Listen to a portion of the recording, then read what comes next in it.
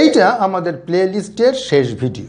পুরো প্লেলিস্টের লিঙ্কটা রয়েছে নিচের ডেসক্রিপশন বক্সে। আমাদের পুরো সেটআপটা মনে আছে তো? কিছু কার্ড আছে, তাদের গায়ে নানা রকম ছবি টবি ছাঁটা। আমরা সিনেমার প্রয়োজন অনুযায়ী ক্যামেরাটার বিভিন্ন অবস্থান ঠিক করেছি। আমরা কার্ডগুলো এখানে দেখাবো না, খালি ক্যামেরার দুটো অবস্থান দেখাচ্ছি। ক্যামেরাটা এই রকম একটা অবস্থান থেকে এই রকম একটা অবস্থানে যাবে। সেটা দুভাবে যেতে পারে, এক লাফে বা এক টানা। যদি এক লাফে যায় তার মানে আমরা এই অবস্থানে একটা ছবি তুলব, তারপরই ক্যামেরাটাকে এই অবস্থানে নিয়ে তারপরের ছবিটা তুলব এবং ভিডিওতে এই দুটো ছবি পরপর দেখাবো। একে সিনেমার ভাষায় বলে কাট।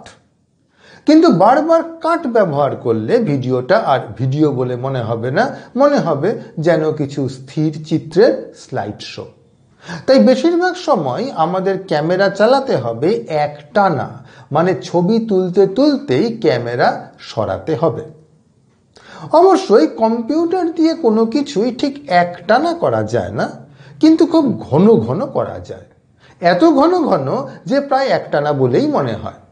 এখানেও তেমনি আমরা এই দুই প্রান্তিক অবস্থানের মধ্যে অনেকগুলো ঘন ঘন অবস্থান নিয়েছি। এই অবস্থানগুলো আমরা মাথা খাটিয়ে বার করিনি, প্রোগ্রাম দিয়ে অঙ্ক কষে বার করেছি। এই প্রতিটা অবস্থান থেকে একটা করে ছবি তুললে আমাদের কাছে এক গুচ্ছ ছবি থাকবে। এই ছবিগুলোকে পরপর সাজিয়ে তৈরি হবে আমাদের ভিডিওর একটা ফুটেজ। এই কাজটা আমরা একটা ফ্রি সফটওয়্যার দিয়ে করব, যার নাম হলো FFmpeg। মানে FFmpeg-এ এই ছবিগুলো ঢুকিয়ে দিলে একটা ভিডিও ফুটেজ বেরিয়ে আসবে। এটা কি করে ডাউনলোড আর ইনস্টল করতে হয় সেসব ইন্টারনেট থেকে দেখে নিও। আমাদের লাগবে খালি এই একটা লাইন। এই অত্যন্ত ছোটমোটো দেখতে জিনিসটার পুরো মানে আমিও জানি না। এর মধ্যে তোমাকে বুঝতে হবে খালি একটা জিনিস, এই পাথ লেখাটা। এই পাথের জায়গায় তুমি লিখবে যে তোমার PNG ফাইলগুলো, যেগুলো তুমি ক্যামেরা দিয়ে ছবি দিয়ে পেয়েছো, সেগুলো তুমি তোমার কম্পিউটারে কোথায় রেখেছো। আর যে ভিডিওটা তৈরি হবে তার নাম হবে এই video.mp4। যদি অন্য কোনো নাম চাও তাহলে video.mp4 এর জায়গায় সেই নামটা লিখে দিতে পারো। এই প্রসঙ্গে দুটো ভাষা বলে নিই। ক্যামেরার যে অবস্থানগুলো আমরা কষ্ট করে বার করে দিয়েছি সেগুলোকে বলে এক একটা কি পজিশন। আর এদের ভিত্তিতে মাঝখানের গুলো, যেগুলো অঙ্ক কষে বার করেছি, সেই অঙ্ক কষে বার করাটাকে বলে ইন্টারপোলেশন। এই ইন্টারপোলেশন শব্দটা হয়তো তুমি আগেও শুনে থাকবে। পলিনোমিয়াল ইন্টারপোলেশন নামে একটা জিনিস অনেক সিলেবাসেই থাকে। আমরা অবশ্য পলিনোমিয়াল ইন্টারপোলেশন করব না, কি করব সেটাই বলবো এবার।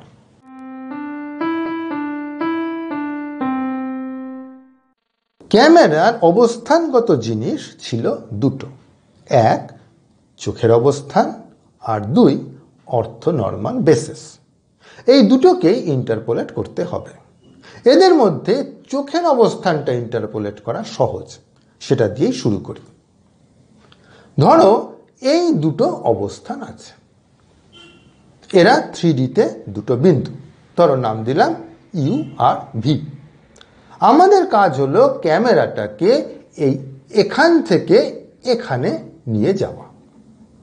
ধরো আমরা এর মধ্যে 5টা ছবি তুলতে চাই। তার জন্য আমরা প্রথমে 0,1 নিয়ে শুরু করব, ক্লোজড ইন্টারভাল 0,1 নিয়ে শুরু করব এবং তার মধ্যে সমান সমান অন্তরে 5টা বিন্দু নেব।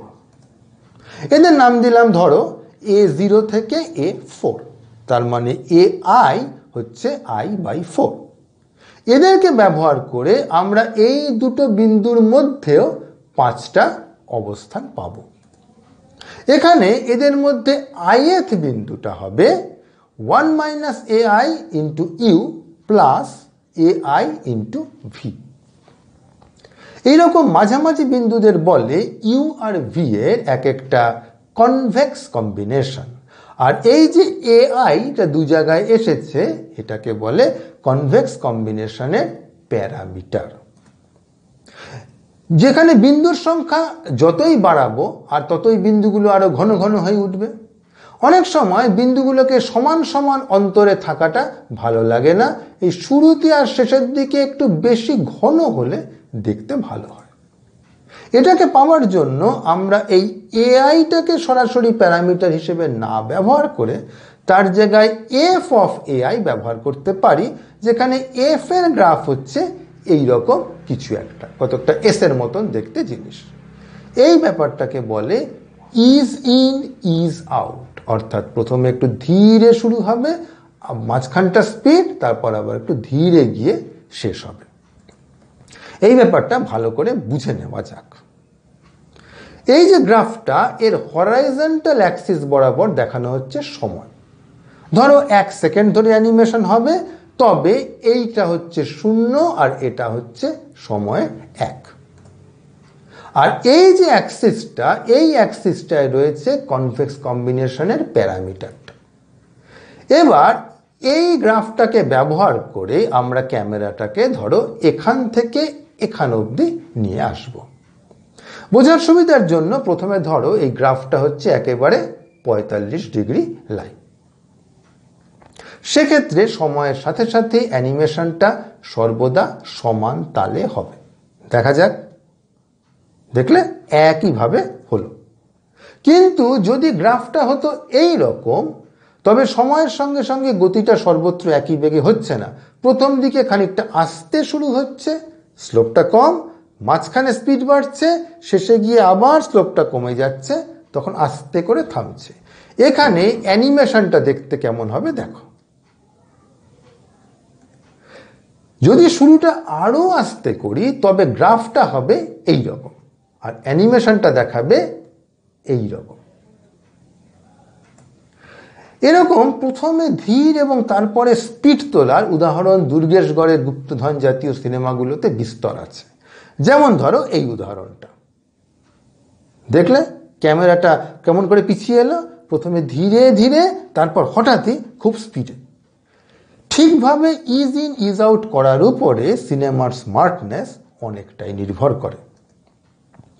এই ব্যাপারটা অঙ্ক দিয়ে করার পিছনে মূল কৌশল হলো ইচ্ছে মতো এই রকম বিভিন্ন ফাংশনের গ্রাফ বানাতে পারা। আমাদের সফটওয়্যারে এরকম গ্রাফের জেনারেল ফর্মুলা দেওয়াই আছে। কি করে সেই ফর্মুলা নিজে বুদ্ধি খাটিয়ে বানানো যায় তা জানতে চাইলে নিচের কমেন্ট বক্সে জানিও। ব্যাপারটার মধ্যে গ্রাফ আঁকার মজা আছে, আমি পরে এটার জন্য আলাদা করে একটা তাহলে ভিডিও বানাবো।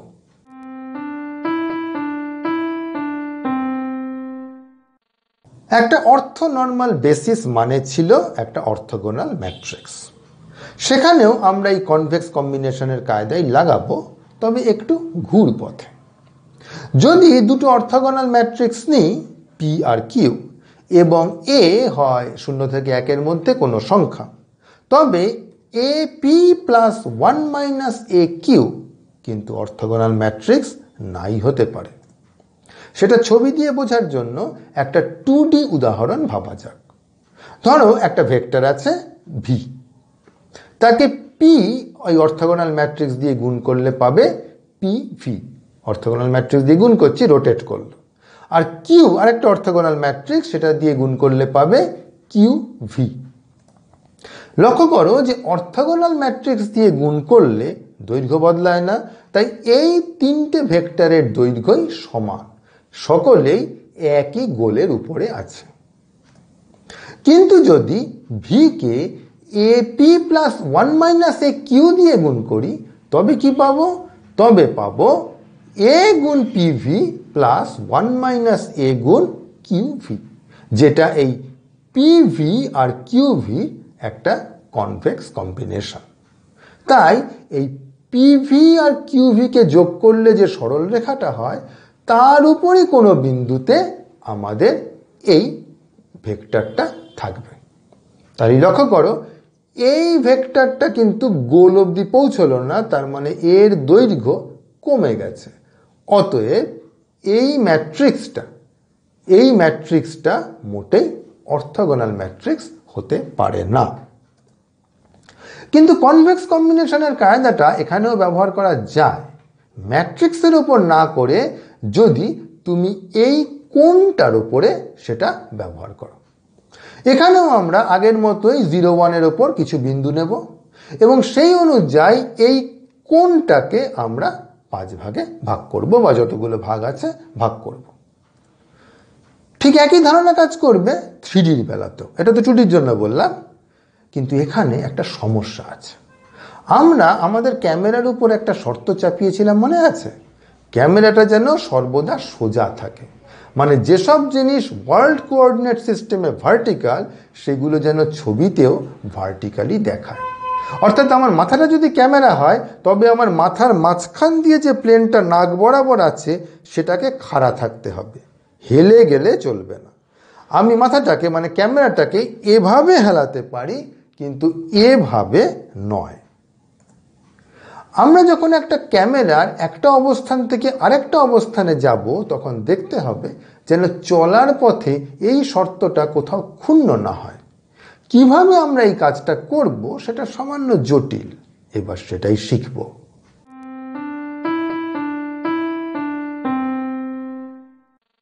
ধরো আমাদের কাছে দুটো ONB আছে, একটা লাল ONB আর একটা নীল ONB। এই দুটো ONB আমাদের শর্ত পালন করছে, মানে যদি ওয়ার্ল্ড কোঅর্ডিনেট সিস্টেমের ভার্টিক্যালটা নাও, তবে প্রথম ONBর যেটা ভার্টিক্যাল প্লেন সেটা এইটার মধ্য দিয়ে যাবে। একই শর্ত দ্বিতীয় ONBর বেলাতেও খাটে। এই দুটো ONB এবং তাদের ভার্টিক্যাল প্লেন দুটোর অবস্থান মাথায় ভালো করে গেঁথে নাও, চারপাশ থেকে দেখে নিয়ে। পাশ থেকে, পিছন থেকে, ওপাশ থেকে এবং ফের সামনে থেকে। এবার আমরা একটা ONBকে ঘুরিয়ে অন্যটাতে পরিণত করব। তার জন্য 2 ধাপে ঘোরাবো। প্রথমে একটার ভার্টিক্যাল প্লেনটাকে ঘুরিয়ে অন্যটার ভার্টিক্যাল প্লেনে নিয়ে ফেলব। এখন দুটো প্লেন একেবারে মিশে একাকার হয়ে গেছে। চার্জার থেকে দেখে নিলে সেটা ভালো করে বুঝতে পারবে। পাশ থেকে, পিছন থেকে, ওপাশ থেকে এবং ফের সামনে থেকে। এবার ভার্টিক্যাল প্লেনটাকে নিজের মধ্যেই ঘোরাবো এরকম করে, যাতে ONB দুটো একেবারে এক হয়ে যায়। তার মানে একটা ONB থেকে অন্যটায় যেতে দুটো কোণে ঘোরানোর ব্যাপার আছে, একটা হরাইজন্টাল কোণে, একটা ভার্টিক্যাল কোণে। ইন্টারপোলেট করার জন্য এদের দুজনের ওপরই কনভেক্স কম্বিনেশনের কায়দাটা করব। যেমন যদি ভার্টিক্যাল দিকে 60 ডিগ্রি আর হরাইজন্টাল দিকে 50 ডিগ্রি ঘোরাতে হয়, আর পুরো কাজটা করতে হয় 10 ধাপে, মানে 10টা ইন্টারপোলেট করতে 10টা বিন্দুতে, তবে আমরা প্রতি ধাপেই এদিকে 6 আর ওদিকে 5 ডিগ্রি করে ঘোরাবো। তাহলে 6 গুণ 10 60, 5 গুণ 10 50 হয়ে যাবে। আর চাইলে তার সঙ্গে খানিকটা ইজ ইন আর ইজ আউটও মিশিয়ে দেওয়া যাবে, ব্যাস।